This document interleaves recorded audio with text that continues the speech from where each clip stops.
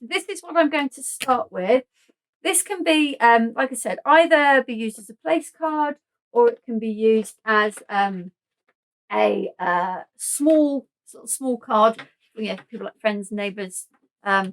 So we need to start with a piece of card that is 6 inches by 5 inches, and it needs to be scored in half at 3 inches. So bear with me while I retrieve my board from the floor. Okay. So this is the 6 at each side, and then we're going to score down at 3 inches. Okay, and I'm going to fold it over and just furnish that crease. Now, I also, and if the camera can quite pick this up, I also did a couple of little lines here just to add a little bit more interest. So we'll say that this is the front, so I'm going to score at 1/4 of an inch, and then we'll come in a couple of lines from the top. Doesn't need to be particularly exact. You can go down the side as well, but as I'm going right the way across, it's probably not worth it. It just adds a little bit of dimension to the card there. And I just realised I debossed rather than embossed, so I've just flipped the card over. Okay, so there's our base card. Now, with these decoupage sheets, they are your really traditional decoupage paper. They're not a cardstock like some of the companies do with the pop-out ones. This is a proper decoupage paper. So I'm going to show you, this is the one that I've already used. I'm going to show you the best way that I find to get these out. And that's with, this is a really old mouse mat and a ball tool. Okay, and all you need to do is just need to rub, you can see it's already lifting. Rub the ball tool over. It won't get all of it out, but it will start to lift. So you haven't got quite so much popping out to do. It's already starting to lift out. Okay, you just need not totally soft, but you need softish.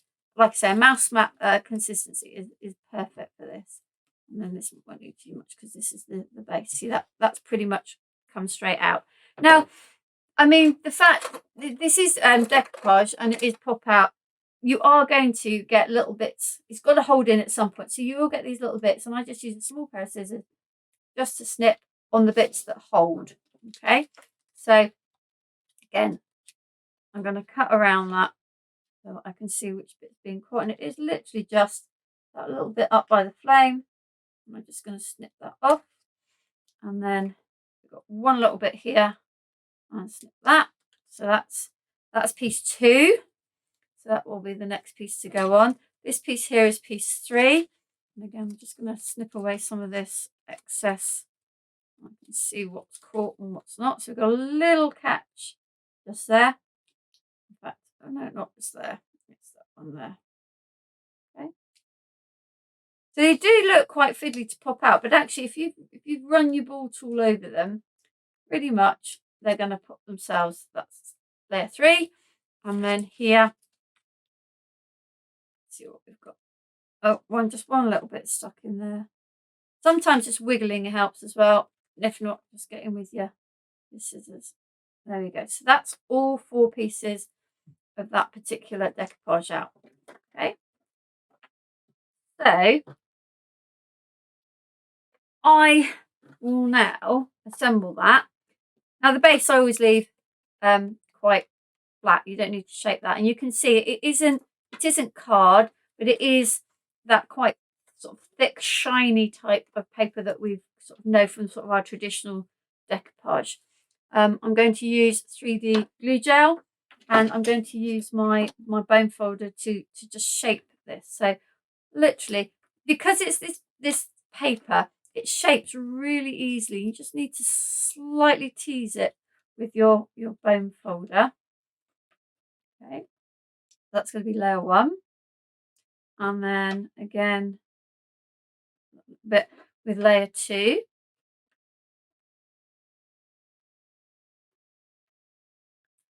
Go on over there, and then layer 3. A bit of zhuzhing. And then I'm going to just get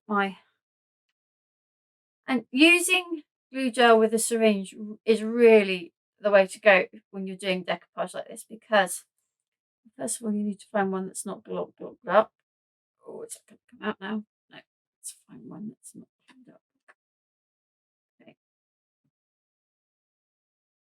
You can put some nice big blobs in, but when you get these little bits, you can, if you really want to, get some little snaky bits in there. Okay, so there's our first piece. And when you're doing decoupage, you really want to be looking vertically down. So you might unfortunately see my head over the top of this on my roots. You need to be looking vertically down on what you're doing, so that you're making sure that you're placing everything correctly. So here's piece 2, a bit more glue gel. That. And I've kind of gone for these projects that I've with the decoupage, because I know some people, in fact not some people, a lot of people you know, are concerned over when you use lots of layers of decoupage, postage can become a bit of an issue.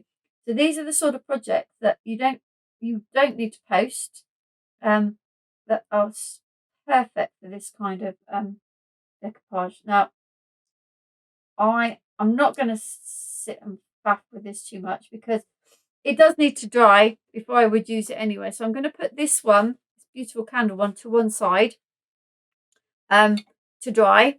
So but you've seen how you can assemble it. And I am going to take another one that I've already, so you see I can push it down, it's not going anywhere. And we are going to put this together. Okay. I have cut a strip of gold mirror card that fits between those 2 lines. And I have another strip of the craft card. You can see with craft card 2 different tones, so you always have 2 options with craft card. Now I am also going to just pop this back onto the scoreboard, this little bit here, just to add a few little lines. I'm going to make sure I do it around the right way this time. I need it face down. And my tool, and I'm just going to go, might go in 3, I think, there, and then there. So hopefully now this time I've done it around the right way, and it will be embossed on the side that I want it to be. I've gone for craft card because I felt that this these pop-outs had a very vintage feel, but you know, you can always do them on mirror card, or you could do them on pearl card. So Elaine would like to know if the glue syringes are refillable. Yes, yeah. So you buy whatever your preference of glue gel is. There's lots of different brands, and then yeah, you just fill up the syringe. I tend to have I have several on the go, but as you can see, sometimes they get clogged. It is only the very end that gets clogged, and you can usually get in there with a pokey tool and just pull that little clogged bit out. The best way to avoid it, and I'm not very good at doing it, is just to make sure a little bit of the glue actually comes out the end before you put the yellow cap back on, and then it tends to prevent it from getting too clogged up. Okay. So I'm just going to put this on with a bit of the acrylic glue. I'm going to put that to one side, and I've just die cut a sentiment. This is Creative Expressions, one of their lovely little festive dies. Always cuts beautifully. I'm now looking for my, there we go, that's my tweezers. Turn it over, looking desperately around now for a scrap piece of paper to blot this on, but I'll find that in a moment. So just gonna get it in. I'll use the end of the decoupage. Literally just going to blot that down on there, so most of the squidgy stuff will be there. Whoa, causing chaos. Have I moved that? No, that's fine.